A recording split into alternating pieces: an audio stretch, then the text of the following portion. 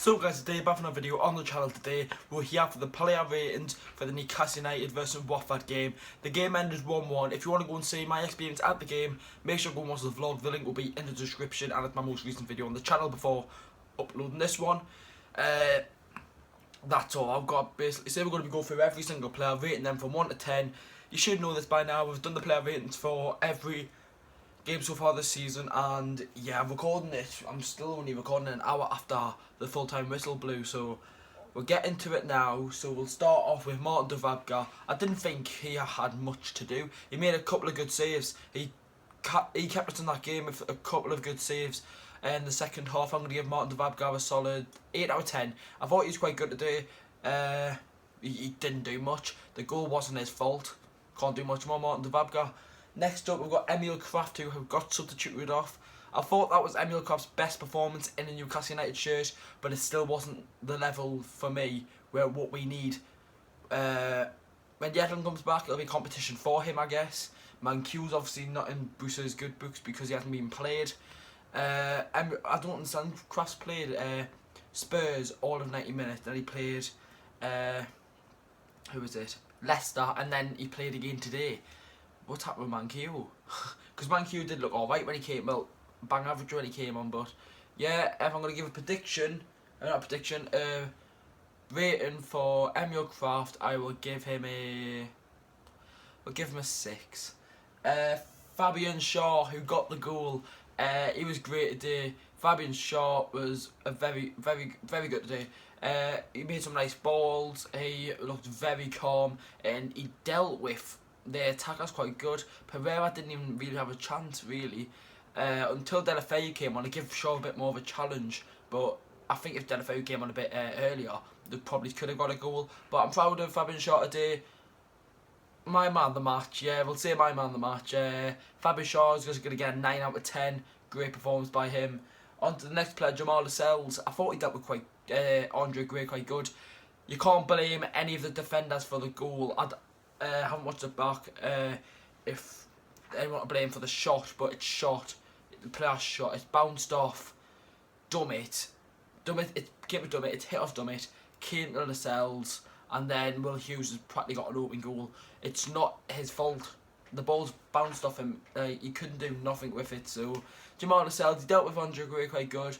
I'm gonna give him a 7 out of 10. Yeah, 7 out of 10. Paul Dummett. It wasn't like his performance against Spurs, but it was still quite good, to be fair. I'm gonna give Paul Dummett I'll give him a 6. I thought Lascelles was a bit better than Paul Dummett in my opinion. Dummett, don't get us wrong, fantastic. You know, I'll give Dummett a 7.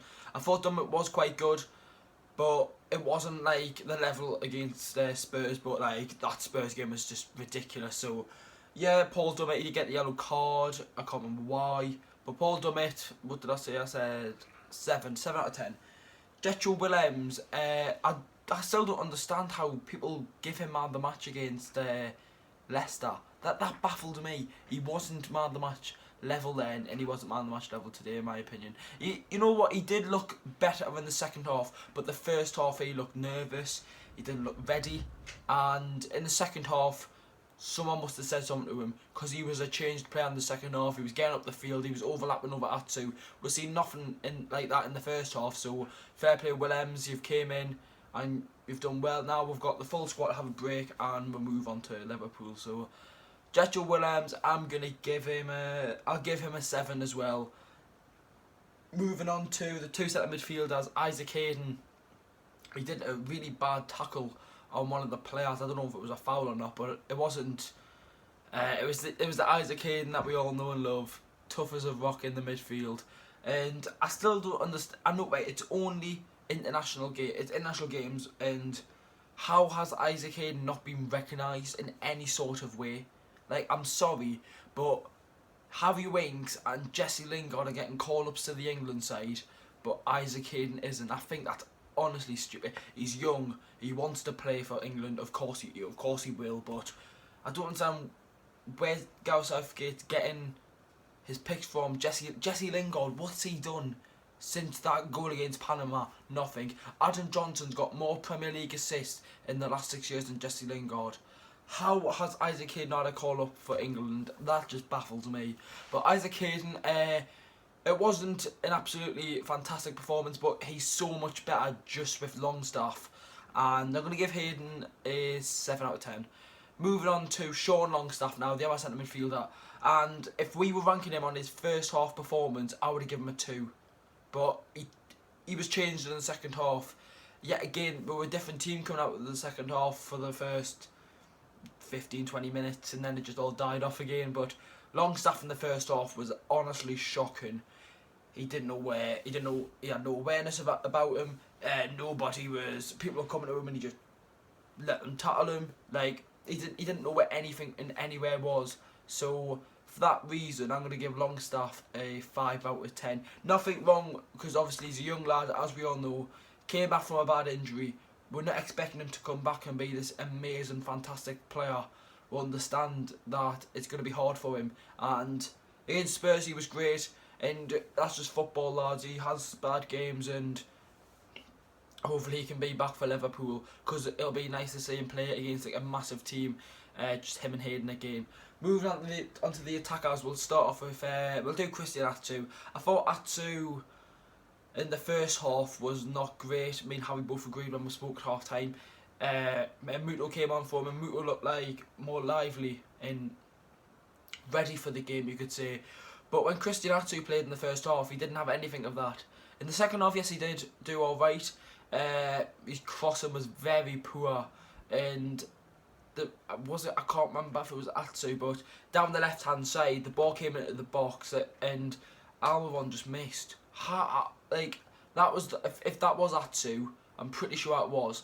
How's Almiron not scoring? That we'll get onto him in a second, because I've got a little bit to say about him. But the performance from Christian Atsu today, it gets a 6 out of 10. And now moving on to Miguel Almiron, and the worst player on the pitch. Almiron was absolutely shocking. Absolutely shocking. Right, I don't care what anyone says. Oh, you got to stick up for him. It's getting a bit frustrating now. It's nearly been 20 games and he still hasn't recorded a goal or an assist for the club. And it's nearly been 20 games. Like, don't get us wrong, on his day he's a fantastic player, but today, judging him on his performance today, he wasn't good enough. He really wasn't. He needs that. He just needs a goal. It's all it is. I don't care if it comes off his backside, off his head, off his knee, off his thigh. I don't care. He just needs a goal to build off that and then push him forward to score more. He's not going to do that until he scores a goal. He's not going to be able to be the player that he should be, because he needs the goal for the confidence to grow with the side. And yes, I do understand both the attackers, Rondon and Perez, left, and he wasn't used to Joelinton and Maximin and Atsu. But he's been at the club now for nearly a year. It's basically September. It's September tomorrow, and we signed him in very late January. It's nearly a year since we signed him, so well, I just want to see an assist or a goal by Miguel Almiron. 4 out of 10 today. And then Joelinton now, the number 9. And I thought Joelinton, I don't know what I'm trying to say, but he was on the level with Shaw. He was great today, in my opinion. Obviously, in the first 15 to 20 minutes, we were absolutely shocking. We couldn't hold the ball up. We couldn't pass the ball. We couldn't talk on the pitch. But Joelinton grew into the game massively, and he helped for that goal. I haven't seen it back. I've only seen it back from the vlog, and obviously it was on the opposite side of where I sit, so it was quite hard to see. But Joelinton, he was holding the ball up really good, and he looked like he was lively, and sometimes he would make a really good run. And I think it's some of the players at our club aren't expecting him to make them runs, because we haven't been used to these sort of level strikers. But that's what you get for spending 40 million. He was making these runs, and it would be Lascelles on the ball. Not calling him a bad player like what I've just said there, but if he pings that ball, God knows what could happen with him, Joelinton. But I think as everyone didn't play as good in the first 50 to 20 minutes, I thought Kabasele, their centre-back, was absolutely fantastic, hard as a rock. And then he sort of crumbled as we got the goal, and sort of as Newcastle grew into the game. He didn't look as lively, didn't look as good. So yeah, that's going to be Joelinton a I'm going to give him an 8 out of 10. I thought he was quite good today. On to the substitutes. Bruce didn't. His first substitute was Manquillo in the 78th minute. Some managers like to bring on them and then we'll push, but we didn't push. If you bring on your subs at that late stage, you've got to push on and you've got to go forward, because all that energy's there. And if we bring on Muto in probably 7-8 minutes before, we probably could have won that game. Right, Javier I don't know if I can rate the players, because Manquillo played 17 minutes. Fernandez played 10 minutes and Muto played 13 minutes. So can you really judge them on that? I don't think I can. Steve Bruce with his team lineup today. For my predicted team, I've seen a couple of comments saying, "Oh, you are just guessing. You're just guessing the team." No, I'm not. I'm going off injuries and stuff. And for them videos, they will be recorded on the day after Steve Bruce press conference. I understand that, so I need to know who's in the particular team ready for the game. But I still got 9 out of 11 right. I thought Manquillo would come in for Kraft, like as they said, Kraft had a knock. I understood that. And same with Willems, but he, as I recorded I literally recorded the video, checked my Instagram, and then he posted saying, "See you at St James's Park." I'm like, oh, well, that's great, isn't it?